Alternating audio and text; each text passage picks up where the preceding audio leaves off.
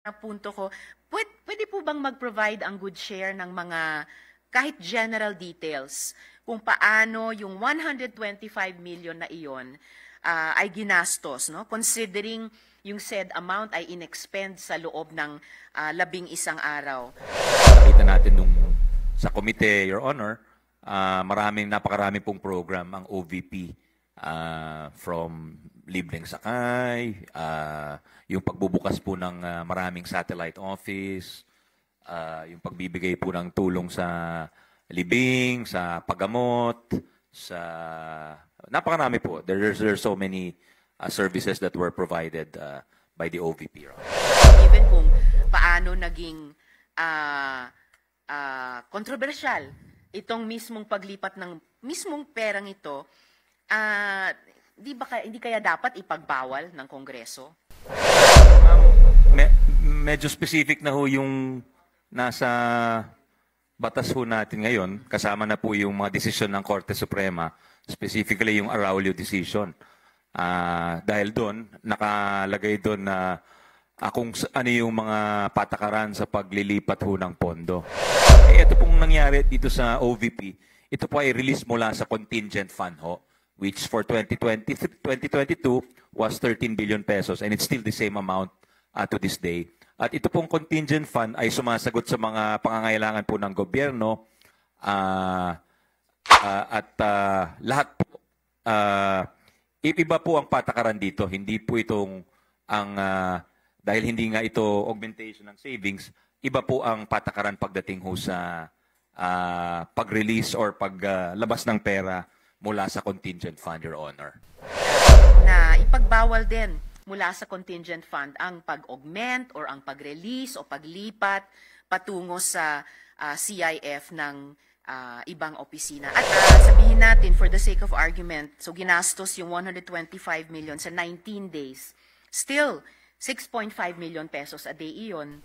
Talagay ko lamang po, Mr. President, good sponsor, reasonable pa rin itanong kung bakit posibleng umabot sa 11.3 million pesos a day ang gastos. And in any case, tayo, Mr. President, magandang umaga pong muli, good share, and to the OVP, maayong buntag. Mr. President, good share, in 2022, the confidential funds of the Office of the Vice President were augmented by 125 million pesos from the Office of the President. Now, during the proceedings at the House of Representatives, it was stated that the OVP submitted on January 17, 2023, a liquidation report covering these funds. Currently, the Commission on Audit is auditing the use of this 125 million and has committed to finish by the 15th of this month. Sayang hindi lang umabot dito sa ating plenary interpellation. Pero, Mr. President, good share, ano na po yung status ng audit na ito? I'm not sure, ma'am, but maybe we can ask the Commission on Audit when they come before us next week. When they Will do, that Mr. they would be Chair. in a best position to answer, Your Honor. Mr. President. The Chair is not in receipt of any initial findings of the COA. No, Your Honor. Thank you, Mr. President, good chair. Now, that said fund transfer or augmentation is being challenged as a longtime senator and as our Committee on Finance chair. Ano po tingin nyo, Mr. President, good chair? Anong tingin ng good chair ang pwedeng maging pinaka-prudent na policy kaugnay ng augmentation ng isang budget category na hindi na-allocate naman ng funds in the first place? Dapat bang i-regulate ang ganitong practice o kaya ipagbawal pa natin ng Kongreso? Thank you, Your Honor, Senator Risa, our Vice Chair and Deputy Minority Leader. Your Honor, what I was told is this was not an augmentation because an augmentation has a very technical meaning in budgetary terms. What I was told is this is a release from the contingent fund, thus not subject to the rules set forth in laws and jurisprudence, which pertain specifically to augmentation of savings, which are authorized to be done by the Senate President, by the Chief Justice, and other officials who are permitted explicitly by the Constitution. Salamat, good share. Conceding for the moment na at least sa ngayon, hindi subject or hindi pa subject sa rules at procedures ng augmentation at pinag-dedebatihan pa nga, di ba, kung augmentation nga ba yung nangyari or ibang proseso. Still, kung hindi pa yung rules at procedures ng augmentation, such a move of big money from the most important office of government to the second most important office of government, syempre, kailangan siyang ngayon sana o eventually, sooner than later, mag-govern ng mga rules at saka procedure. So, kapag nabuo na or mabubuo na yung rules at procedures na iyon, ano, Mr. President, ang tingin ng good share na dapat maging prudent policy tungkol sa ganyang klasing augmentation man yan o release man yan, basta paglipat ng malaking pondo mula sa importanteng opisina papunta sa importanteng opisina. Hindi ba dapat ma-regulate yung ganitong practice? Or even, given kung gaano kalabo yung kasalukuyang rules at procedures at given kung paano naging kontrobersyal itong mismong paglipat ng mismong perang ito, hindi kaya dapat ipagbawal ng Kongreso? Sa akin, ma'am, medyo specific na ho yung nasa batas ho natin ngayon, kasama na po yung mga desisyon ng Korte Suprema, specifically yung Araulio decision. Dahil doon, nakalagay doon na kung ano yung mga patakaran sa paglilipat ho ng pondo. And again, I'm referring to the transfer or not transfer rather, but the augmentation of budgetary items, meaning specifically savings. At doon, pag yan ang pinag-uusapan, yung kategoryang yan, meron ho talagang mga very specific rules doon sa bukod sa konstitusyon or sa ligang batas, meron din ho nakalagay ho sa mga desisyon. So yung bawal po yung cross-border transfers, kailangan existing po yung budgetary item bago ma-augment siya ng ibang pondo galing sa savings. Ito pong nangyari dito sa OVP, ito po ay release mula sa contingent fund ho, which for 2022 was 13 billion pesos and it's still the same amount to this day. At ito pong contingent fund ay sumasagot sa mga pangangailangan po ng gobyerno at lahat po, iba po ang patakaran dito. Hindi po itong dahil hindi nga ito augmentation ng savings, iba po ang patakaran pagdating ho sa pag-release or paglabas ng pera mula sa contingent fund, Your Honor. Salamat, Mr. President. Good sponsor. Kaya nga, interesante at tingin ko rin po importante yung sinimula nating pag-usapan kahapon na simula dun sa kasalukuyang special provision tungkol sa contingent fund na nagpapayag at nagbabawal din sa mga specific kinds of releases. Nagbabawal halimbawa sa paggamit ng contingent fund para sa motor vehicles. Kaya po binuksan ko na rin kahapon, Mr. President, good sponsor, yung posibleng at the proper time pag-amyenda na ipagbawal din mula sa contingent fund ang pag-augment or ang pag-release o paglipat patungo sa CIF ng ibang opisina. At kaya lalo din, Mr. President, good sponsor, yung diskusyon nga natin ay magiging very timely at the appropriate time.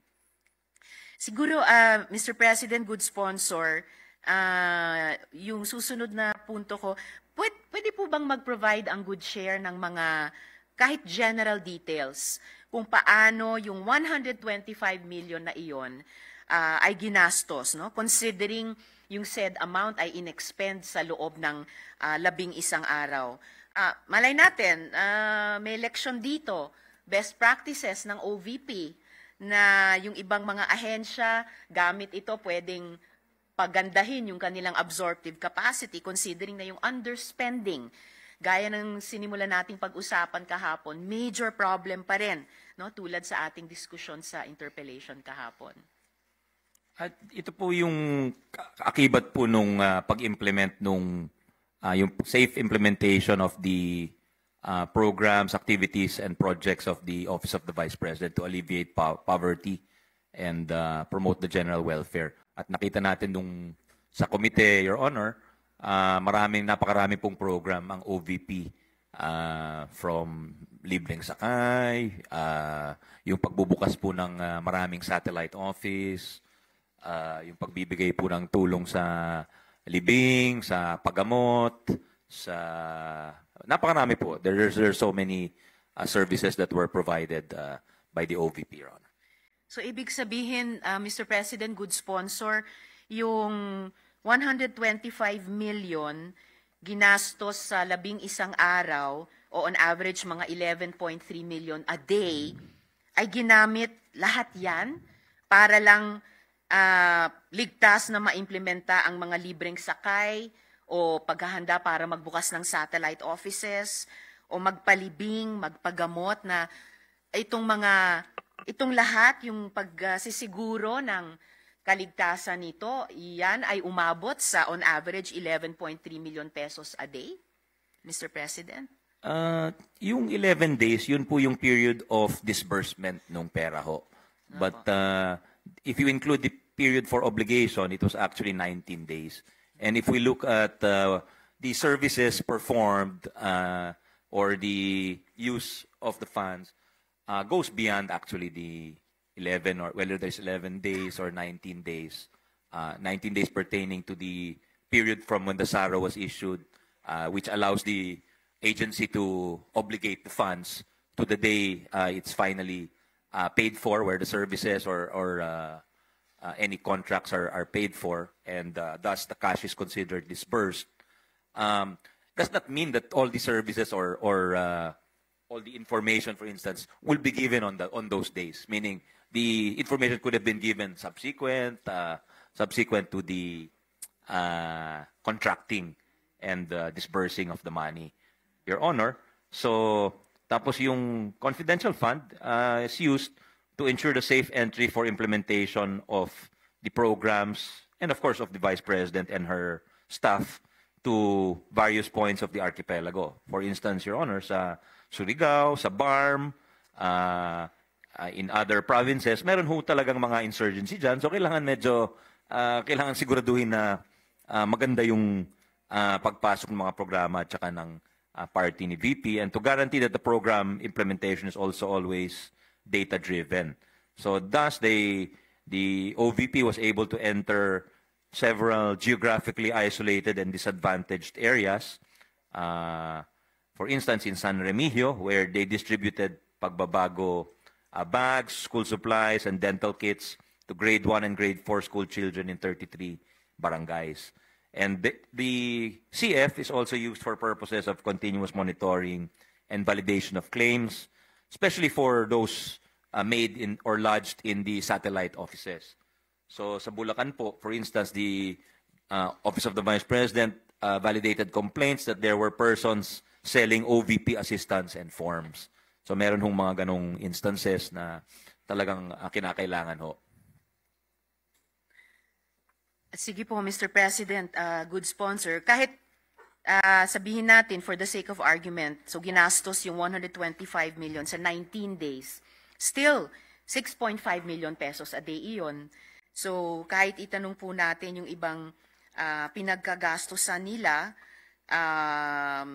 information, different provinces or regions, lalo na yung mga apektado pa rin ng insurgency, sigurado naman hindi lang yung OVP security ang nag-secure ng OVP, whether the head of office or the personnel or the implementers ng mga programa, pero yung AFP at PNP on the ground.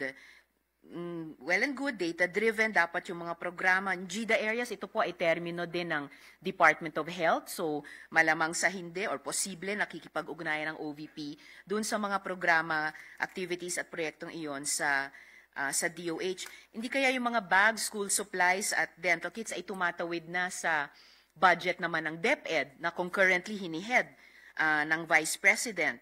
So, claims, various provinces, validation of complaints. Again, still, even with this listing, palagay ko lamang po, Mr. President, good sponsor, reasonable pa rin itanong kung bakit posibleng umabot sa 11.3 million pesos a day ang gastos. And in any case po, just for the sake of thinking aloud, hindi po ba pwedeng i-convert yung mga worthwhile programs sa mga ito into line item sa budget? Mr. President. Your Honor, actually the funds were requested as early as August 2022. But the SARO, or the authority to obligate and disburse the money, was only given in December.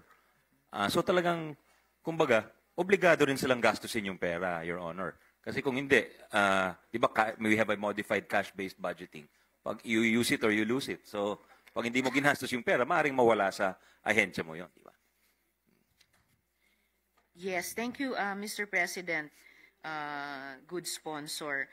Kung ano man, kung yung SARO na-release sa Disyembre, still, kaya yung interest at yung curiosity ng publiko, bakit at paano nakagastos ng ganyang kalaki sa napakaikling panahon lamang. And good sponsor, were any of the programs that the good sponsor mentioned funded with confidential funds? Sorry, could you say that? Or any Were of the any programs? of the programs that you mentioned, good sponsor, funded with confidential funds? No, Your Honor. They strictly adhere to the joint budget circular issued by the DBM and the COA, which lists the permissible expenses for CIF, Your Honor, from confidential and intelligence funds, namely yung purchase of information, yung rental of safe houses, and of course they were conscious of the or items which are not allowed to be spent under the said circular, Your Honor. So kung hindi po, paano sila pinondohan kung hindi dun sa CIF? Mr. President. Well, they have regular budgets also, Your Honor, which they can access for they have budgets for MOE, for capital outlay. Those are all at their disposal. So lalo pong lumalaki yung misteryo kung paano ginastos ang CIF na 125 million sa loob lamang ng 11 araw. Kung hindi man lahat, pero kung marami sa mga binanggit na pinagkagastosan ay kinover naman ng regular budgets. At alinsunod sa utos ng COA, hindi ginastosan ng confidential and intelligence funds. So, salamat po. Salamat kaayo, Mr. President. Salamat, good sponsor. Those are actually my only questions for the OVP budget today. I'll be back at the proper time to propose amendments to the OVP budget for the consideration of the good sponsor and the plenary. Salamat po. Thank you. Salamat Thank kaayo. you, Your Honor.